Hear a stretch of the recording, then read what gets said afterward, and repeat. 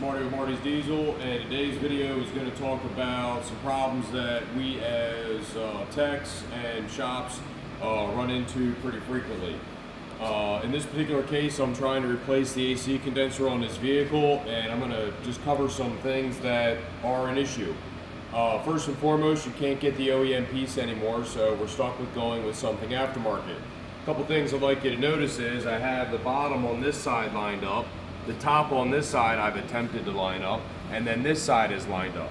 So because these two are lined up, these two are not. Zoom in on this right quick so you can see. Okay, that's not what I mean. Right there, like that. You can see they don't line up. Come over here and take a look at these. Same thing. So the mounting brackets are a little bit different. Okay, not a big deal. There is a little bit of adjustability with the pieces on the truck in order to change the mounting for that.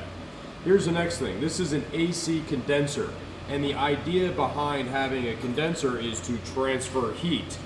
Just by looking at the front of these cores, you can clearly tell which one has the finer fins, which one has the more densely populated fins, as well as which one has the thicker fins.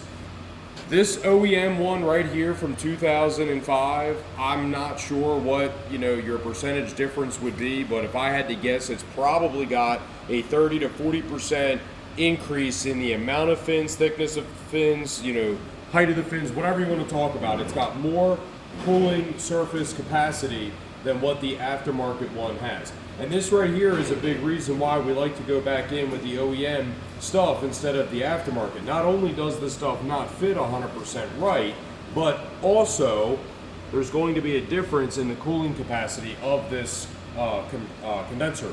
Now here's the problem. You can have a properly working AC system, and if your cooler is insufficient, your AC is not going to work as well. Now in this particular case, I'm working on an AC with I'm working on an excursion that has rear AC.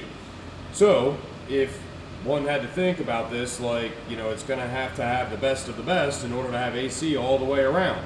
Well, when you're putting in a smaller condenser than what was originally in the vehicle, I would expect the performance to go down. Now, maybe possibly there are some other efficiencies that are built into it that maybe I'm unaware about, but I really don't see them. And like I said as well, this is 2005, so maybe there's going to be a difference there. See how there's, it's kind of clogged up with bugs and stuff like that right now? Realistically, this thing was probably lower on efficiency than what it should be, but it is also 20 years old. So at the end of the day, we're stuck with putting in aftermarket parts because you can't get OEM parts to put in, and as a result, they are not built to the same specs, and you may not get the same performance out of them. As a result, also, they may not fit in the vehicle as well as what they should. So techs like me will have to adjust things in order to make sure that they go in as nicely as possible. But as per the usual, when you have to adjust one thing, there's something else that is going to take that, and maybe it's going to rub on a line now, or maybe it's going to rub, or maybe the way that it is held in the bracket now is going to put stress right here on this little weld, and it'll break apart, and instead of it lasting 20 plus years, it might last 2 years, okay?